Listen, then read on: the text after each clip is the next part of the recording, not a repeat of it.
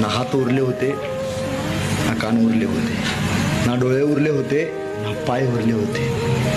पदस्तंभाला बांधलेला संभाजीराजा अभिमानानं स्वाभिमानानं मातृभूमीसाठी समर्पण व्हायला तयार होता.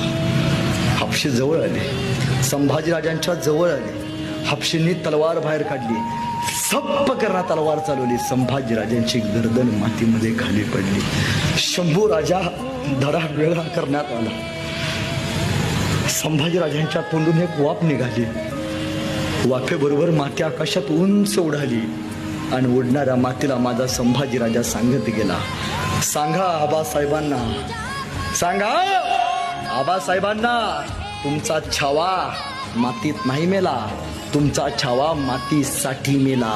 अरे मातीत मरणारे काही असतात, मातीसाठी मरणारे फक्त संभाजी राजे असतात, हे सांगत गेले.